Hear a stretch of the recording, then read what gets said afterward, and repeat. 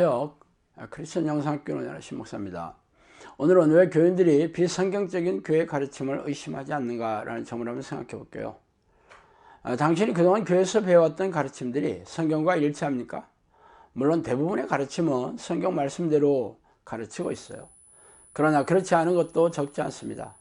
그러나 대부분의 교인들은 성경 지식에 해박한 담임 목사님이 어련히 잘 알아서 가르쳤겠냐는 생각이 지배하고 있죠. 물론 그럴 거예요. 그러나 당신의 생명과 영혼을 담임 목사에게 일임하고 임의대로 맡기는 것이 지혜로운 행동인지는 생각해 볼 일입니다. 왜냐하면 심판대 앞에 서면 당신이 성경대로 살지 않는 행위대로 심판하겠지, 당신이 몸담고 있는 교회 담임 목사의 가르침을 물어보지 않을 게 뻔하기 때문입니다.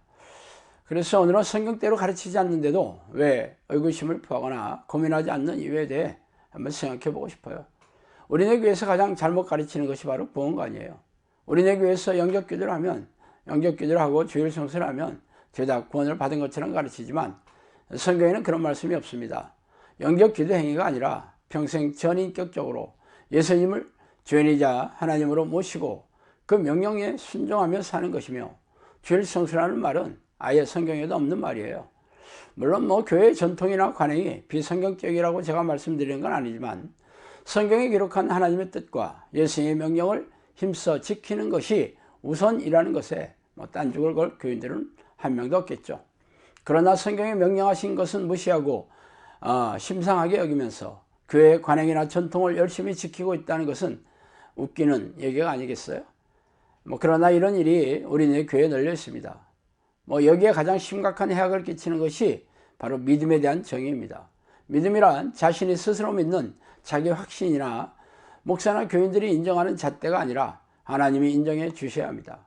말하자면 하나님께서 내 믿음대로 될지어다, 내 믿음이 크도다, 혹은 귀신을 쫓아내고 병든 자를 고치는 그런 것이 믿음의 표적이다 라고 얘기했잖아요. 예수님은 겨자씨만한 작은 믿음이라도 기적이 나타난다고 선포하셨어요. 그러나 우리네 교회는 교단 신학자들의 해석이나 자신의 신앙 행위를 근거로 믿음의 잣대로 적어 있습니다. 그 어디에도 성경에서 말하는 잣대로 믿음을 점검하라고 하지 않는 게 섬뜩하고 기이하지 않습니까? 또한 예배에 대한 그런 교회 행위도 그렇습니다. 예배는 우리네 교회에서 목숨을 걸고 지키려 하고 있어요.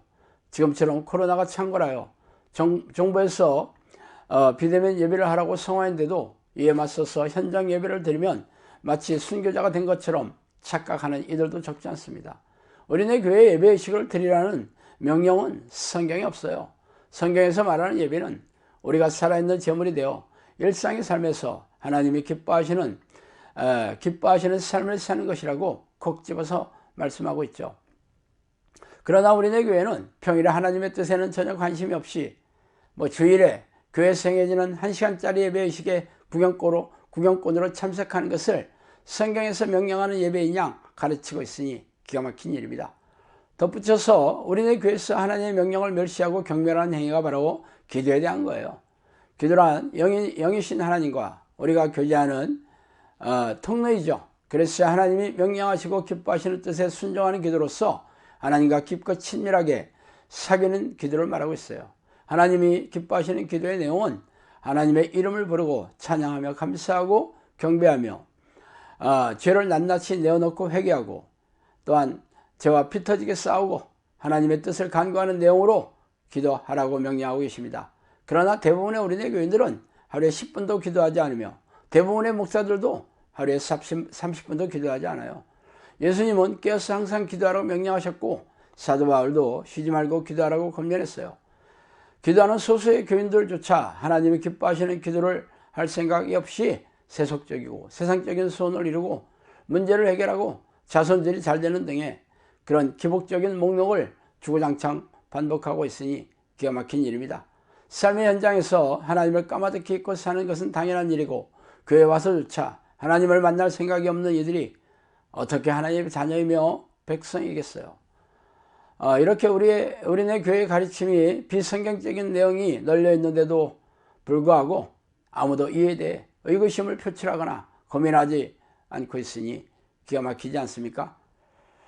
그동안 우리네 교회에서는 예수를 믿고 복을 받으라는 전도 구호를 외치면서 사람들의 손을 잡아 끌어서 교회 의자에 앉혔습니다. 성경에서 말하는 복은 영혼이 잘되는 복이 우선이지만 사람들은 세상에서 잘되고 성공하는 것을 우선순위로 받아들였죠.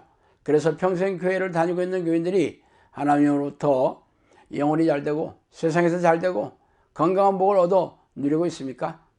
물론 그동안 받은 은혜도 적지 않다고 말하겠지만 그 정도의 복은 하나님을 모르는 세상 사람들도 얼마든지 누리고 있는 내용들이에요. 교회 안에 앉아있는 교인들이 세상 사람보다 암이나 정신질환, 고질병에 덜 걸리거나 안 걸립니까? 가정이 깨지고 이혼하는 비율이 적습니까? 자녀들이 더 순종적이며 세상 사람들의 세상의 빛으로 살아가고 있나요? 돈으로부터 자유롭게 살고 있나요? 불행한 사건 사고로부터 하나님의 도우심을 받은 증거가 명확합니까? 제가 지금 여러 항목에서 교회의 직분이 드높고 신앙의 연륜이 무거운 교인들이 하나님을 전혀 모르는 세상 사람보다 나은 게 도대체 무엇이 있어요? 만약 교회에 나와서 축복을 받고 성공적인 삶을 누리고 행복하게 살고 있다면 교회가 사람들로 인해 미어터지고 있어야 하지 않을까요? 그러나 자꾸의 우리네 교회와 목사와 교인들은 세상 사람들로부터 조롱과 멸시, 경멸과 업신여김의 대상으로 전락하지 않았습니까? 그렇다면 지금까지 교회에서 해온 가르침이 성경적인지 혹은 성령의 증거나 변화, 능력과 열매가 있는지 날카롭게 분별해야 하지 않겠어요? 그러나 담임 목사가 어련히 잘 알아서 가르쳐 주셨을 거라는 안일한 태도로 교회 마당을 밟고 있다면 심판대 앞에서 청천벽력 같은 소리를 들어도 변명할 수 없을 것입니다. 이렇게 교회의 전통이나 관행을 예수의 명령과 하나님의 뜻 위에 두고 성경적인 가르침에 충돌하는 교단 교리가 적지 않은 이유가 무엇이겠어요? 그 이유는 대부분의 우리네 교회 지도자의 머리 위에 미호경이 타고 앉아 자신들의 생각을 넣어줘 속이고 있으며 미호경이 대부분의 우리네 교인들을 속여 지배하고 있기 때문입니다. 그래서 영적 잠을 쿨쿨 자고 있는데도 깨어날 생각조차 하지 않고 있으니 섬뜩하고 기이한 일입니다. 그러므로 당신도 제가 열거한 여러 사항이 과연 성경적인지 혹은 우리네 교회에서 행한 신앙 행위들이 성령의 증거와 능력과 열매가 있는지 날카롭게 분별해 보세요. 그래서 제 주장이 맞는다면 지금이라도 성경으로 돌아가 골방에 들어가서 하나님의 이름을 부르며 찾으시기 바랍니다. 그 길만이 당신과 가족의 생명과 영혼을 살리는 유일한 길이기 때문입니다. 자, 오늘은 여기까지 하겠습니다. 감사합니다.